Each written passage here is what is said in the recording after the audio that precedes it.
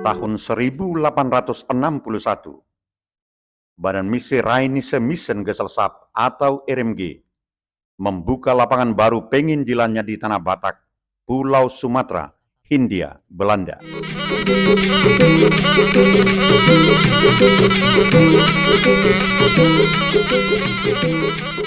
Sebelumnya sejak tahun 1830-an, badan sending yang berpusat di Barmen, Jerman itu telah membuka penginjilan di Pulau Borneo, Kalimantan.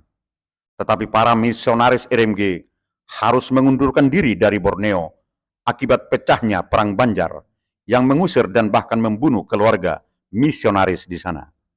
Situasi itu memaksa pimpinan RMG Barmen membuat keputusan penting, mengalihkan penginjilan dari Borneo ke Pulau Sumatera, tepatnya ke Tanah Batak, yang masa itu secara umum masih terisolasi. Pada tanggal 7 Oktober 1861 bertempat di Sipiro, Jendeling Pan Asel berkebangsaan Belanda yang telah memulai penginjilan di Tapanuli Selatan sejak tahun 1857 itu menyambut kehadiran Jendeling RMG yang telah meninggalkan Borneo. Hari itu, 4 orang misionaris terdiri dari Pan Asel, Betz, Heine, dan Klamer mengadakan rapat di rumah Bonda Nalulut Nasution, menandai secara resmi dibukanya misi RMG di Tanah Batak. Tanggal berlangsungnya rapat penting ini kemudian dimaknai oleh HKBP sebagai hari lahirnya. Pertemuan keempat misionaris ini menjadi tonggak penting sejarah penginjilan di Tanah Batak. Sebuah visi penginjilan muncul bahwa masa depan cerah kekristenan adalah di bagian utara Tapanuli. Untuk mewujudkan visi itu, strategi penginjilan dirancang dan diputuskan bersama oleh para misionaris. Penginjilan harus diintensifkan ke utara, ke pedalaman Tanah Batak, tentu tanpa meninggalkan misi di Tapanuli Selatan. Sembari melanjutkan penginjilan di selatan Tapanuli, dengan pengaruh Islam yang sudah kuat pada masa itu, pada tahun 1862, Pan Asel dan Heine memasuki daerah Lembah Pahai, menginjili di Sarulla, Pangaloan, dan Sigompulon. Sementara Klamer dan Betz meneruskan penginjilannya di sekitar Sipirok, Bunga Bondar, dan Parausorat. Perwujudan visi penginjilan itu akhirnya mewujud dengan kehadiran misionaris muda bernama Ingwer Ludwig Nommensen, yang atas karya besar penginjilannya kemudian digelari dengan Apostelni Bangsa Batak. Rancangan Tuhan tidak terselami oleh akal manusia. Tahun 1834, Samuel Munson dan Henry Lyman, 2 misionaris utusan sending Boston, Amerika Serikat, mati martir saat memulai perjalanan penginjilan di pedalaman Tanah Batak. Dalam tahun yang sama, Tuhan telah mempersiapkan hambanya yang kelak akan membawa terang Injil ke Tanah Batak dengan kelahiran Nommensen pada 6 Februari 1834 di Nordstrand, Jerman. Sungguh firman Tuhan benar. Oh, alangkah dalamnya kekayaan, hikmat, dan pengetahuan Allah. Sungguh tak terselidiki keputusan-keputusannya, dan sungguh tak terselami jalan-jalannya. Hidup di tengah kemiskinan, pengalaman pahit bahkan penyakit yang dideritanya masa kanak-kanak, menjadi pengalaman rohani yang dipakai Tuhan untuk membentuk dan mempersiapkan Nommensen bagi pekerjaan besar penginjilan di Tanah Batak. Setelah menyelesaikan pendidikan misionaris di seminari Barmen, Jerman, Nommensen diutus oleh Badan Sending Rheinische Missengesellschaft ke Sumatera untuk bekerja di tengah-tengah suku Batak yang masa itu masih hidup dalam kekelaman.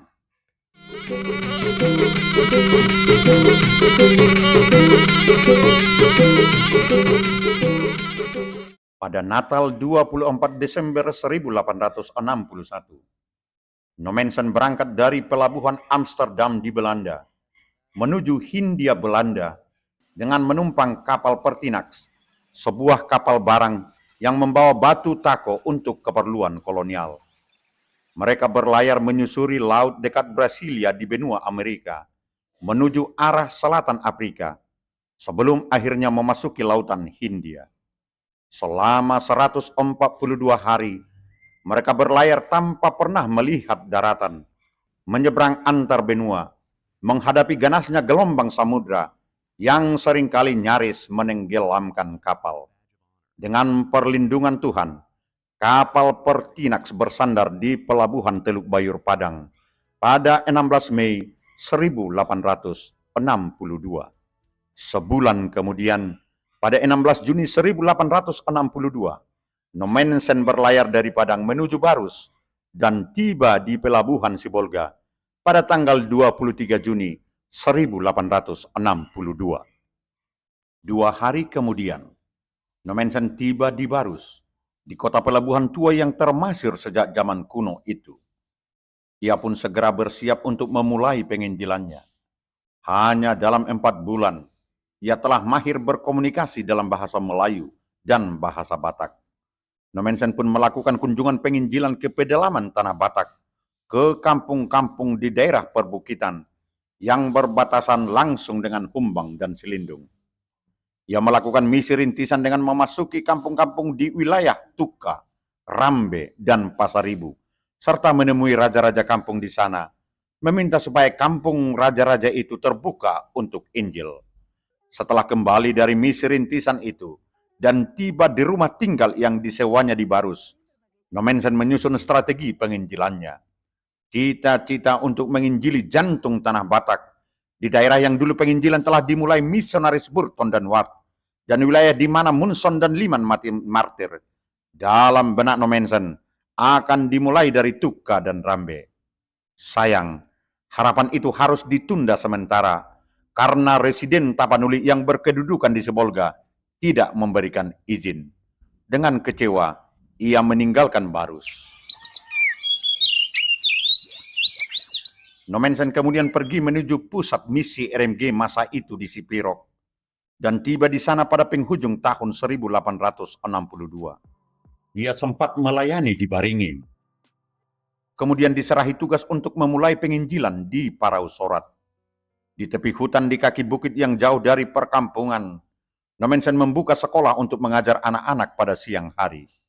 Pada malam harinya, Nommensen keliling kampung memberikan pengobatan bagi orang sakit, dan terutama menjumpai penduduk untuk diajari firman Tuhan.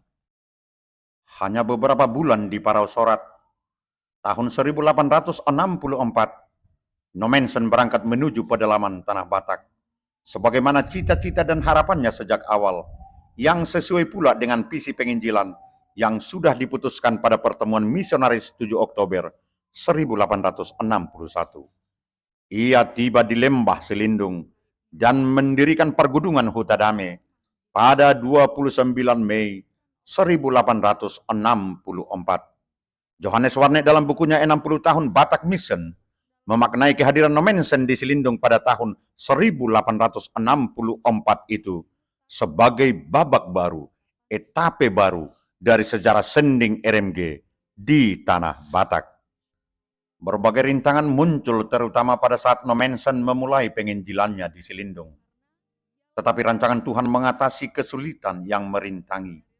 Setelah beberapa tahun, Nommensen bisa mendapatkan kepercayaan dari kalangan raja-raja dan terutama dari penduduk di pedalaman tanah Batak. Hanya dalam 2 dasawarsa, kekristenan begitu cepat berkembang dan menunjukkan pengaruh luar biasa sending di tanah Batak. Laju pertumbuhan pemeluk Kristen berlangsung cepat. Tahun 1880, RMG telah memiliki 11 pos yang meliputi 25 cabang di wilayah segitiga Sipirok, Silindung, Sibolga. Misi yang dulunya berpusat di Silindung ini pada waktu itu telah berhasil membaptis hampir 5.000 penduduk asli. Dari tahun 1880-an, RMG akhirnya memperluas karyanya memasuki wilayah sekitar pinggiran Danau Toba. Sinar Injil dibawa sampai ke Toba Holbung. Di tengah ketegangan politik yang tidak menentu, akibat perang yang dilancarkan pendukung Sisingamangaraja ke-12 terhadap usaha aneksasi kolonial Belanda, Nommensen memilih untuk tinggal di Laguboti pada tahun 1885. Kehadiran Nommensen di Laguboti sangatlah berarti. Talenta Nommensen mengobati dan karismanya dalam menyelesaikan perselisihan yang sering terjadi antar kampung masa itu telah menarik hati penduduk Laguboti, bahkan terkenal sampai ke daerah di luar Laguboti. Oleh karena itulah, raja dan penduduk Sigumpar menawarkan kepada Nommensen sebidang tanah lengkap dengan 2 buah rumah untuk dijadikan pusat pelayanan di sana. Nommensen dengan senang hati menerimanya, tetapi untuk bertempat tinggal di Sigumpar, pemerintah kolonial Belanda atas pertimbangan faktor keamanan belum memberikan izin. Barulah pada tahun 1890, pemerintah memberi izin memasuki daerah Toba Holbung itu, dan sejak itu, Nommensen memimpin langsung kekristenan dan perluasannya di Tanah Batak dari Pargudungan, Sigumpar. Gerak maju Injil terus berlangsung. Sejak awal tahun 1900-an, Injil telah menyeberang ke Simalungun. Sebuah telegram dari kantor pusat RMG di Barmen berisi, "Tole den Timur Landen das Evangelium." Segera kabarkanlah Injil ke Tanah Timur. Menyemangati Nommensen terjun langsung merintis penginjilan ke wilayah Simalungun dan menyusun strategi penginjilan dengan mengirim para pekerja membawa sinar Injil kepada warga Simalungun yang dipahami para misionaris sebagai saudara sepupu orang Batak Toba yang sudah lebih dahulu menikmati terang Injil. Tahun 1900-an juga menjadi tonggak penting migrasi suku Batak Toba keluar dari Tapanuli. Seiring dengan migrasi itu, kekristenan dari Tanah Batak juga berkembang dan bertumbuh di daerah di mana mereka merantau. Benarlah apa yang diungkapkan Pameo dalam bahasa Batak Toba yang sering terungkap. Tudia pehalak Batak Lao, sai di Pabuabua do garejana. Kemanapun orang Batak merantau, mereka tetap membangun gerejanya. Ungkapan ini menguatkan apa yang telah diungkapkan oleh Merle Davis, bahwa di mana ditemukan seorang Batak Kristen, di sana ada seorang yang berbicara mengenai imannya. Di mana ada 2 orang, di sana ada pertemuan 2. Di mana ada 3 orang, di sana terdapat sebuah gereja, dan dengan 4 orang, suatu kor atau paduan suara terbentuk. Kehadiran para kaum Batak di daerah-daerah perantauan, di daerah perserahan, secara langsung melahirkan gereja Batak, yang kemudian dalam perkembangannya menjadi gereja-gereja berciri gereja suku. Pertumbuhan luar biasa penginjilan di Tanah Batak dan bahkan telah berserak keluar Tanah Batak berlangsung di bawah kepemimpinan Nommensen. Kemajuan kekristenan itu berlanjut terus secara teratur, yang semakin menunjukkan pengaruh luar biasa kekristenan di kalangan suku Batak. Gereja bertumbuh menjadi gereja rakyat, menyesuaikan diri sekaligus memberikan bentuk baru kepada masyarakat Batak. Hingga akhir hayat Nommensen pada 23 Mei 1918 di Sigumpar. Nommensen yang diangkat sebagai Eporus pada tahun 1881 oleh RMG meninggalkan jemaat besar yang digembalakannya di Tanah Batak. Dalam Jahre Berik der RMG dilaporkan statistik jemaat pada tahun 1918 ketika Nommensen meninggal.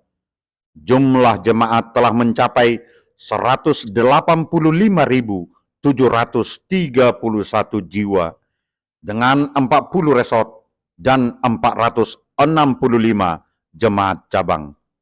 Jemaat yang sangat besar itu dilayani 53 pendeta Eropa, 43 pendeta Batak, 19 orang evangelis, 788 guru penolong, dan 2.241 sintua.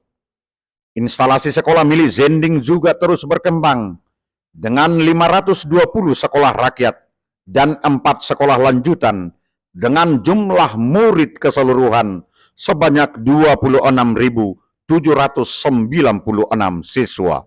Belum lagi pusat-pusat kesehatan, poliklinik yang berdiri di banyak tempat untuk menopang pelayanan 2 rumah sakit milik Zending di Tarutung dan di Balige.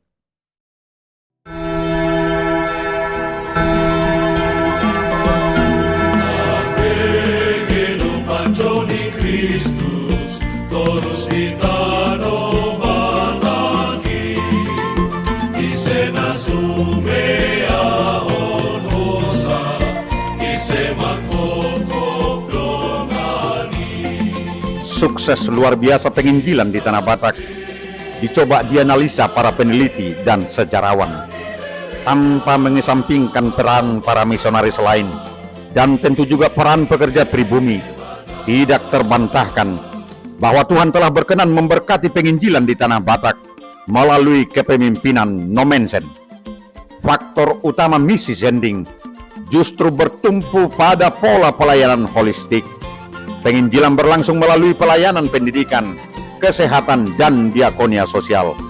Injil telah mentransformasi kehidupan di Tanah Batak, membawa suku Batak hidup dalam terang sinar Injil dan kemajuan.